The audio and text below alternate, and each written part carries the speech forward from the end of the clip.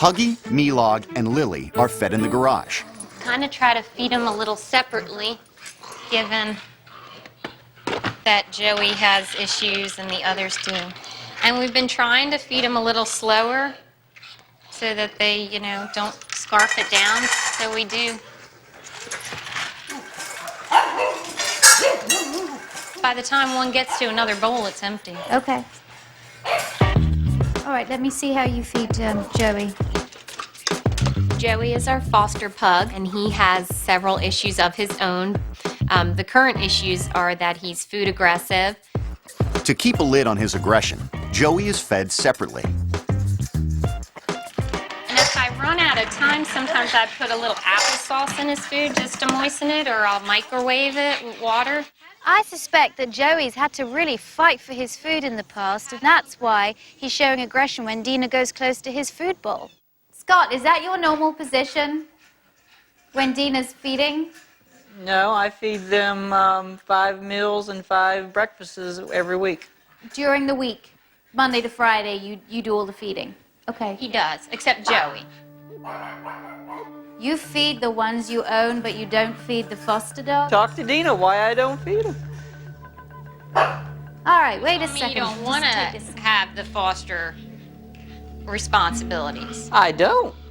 Again, it goes back to the more I do, Dina's just going to bring another foster into the house, and the situation's going to even be more out of control. I think that's an excuse. I and feed you know the dogs that I own and we're responsible for. The foster is something Dina chooses to do on the side. Dina, do you not accept that when you brought in the foster, you said, I have accepted that. Yes, I've accepted that when I get Did home, I then choose feed to him. foster this animal?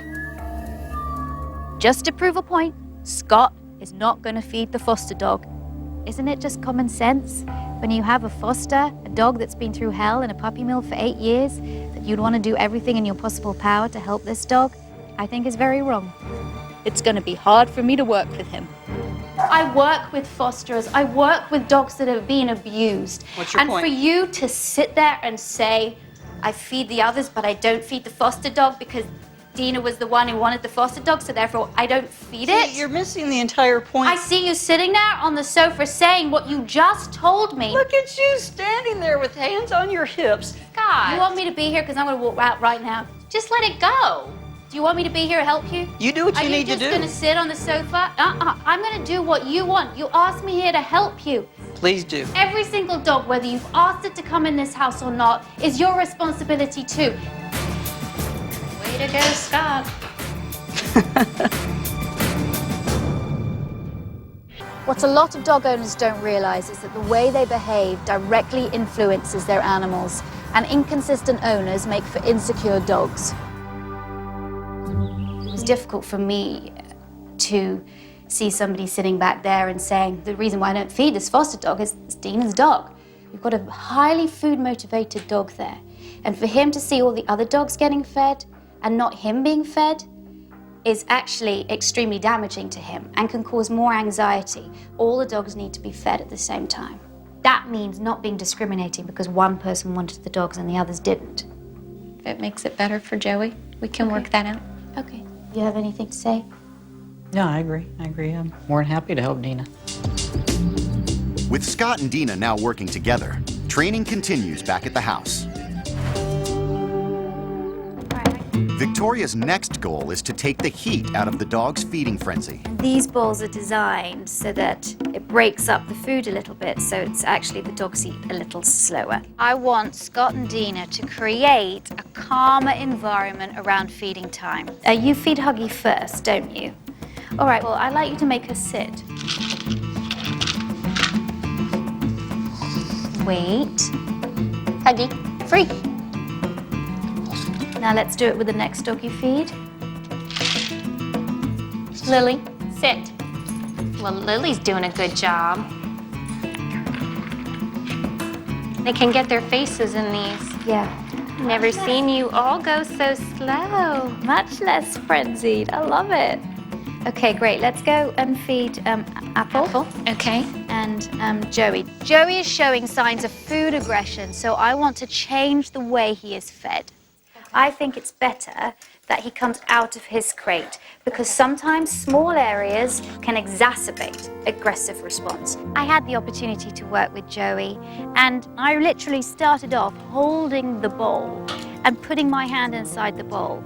Now, I would only do that with a food-aggressive dog that has no teeth. Joey has no teeth, so I know that I'm going to be safe. I'm not going to be bitten. He responded very well. Make him look at you first. Call him Joey. That's it, good, good. Now the next time, put a bit more in. Put like 5 or 6 pellets in, quite a nice handful. Feeding Joey by hand from the food bowl shows Joey that people's presence near his food is not a threat.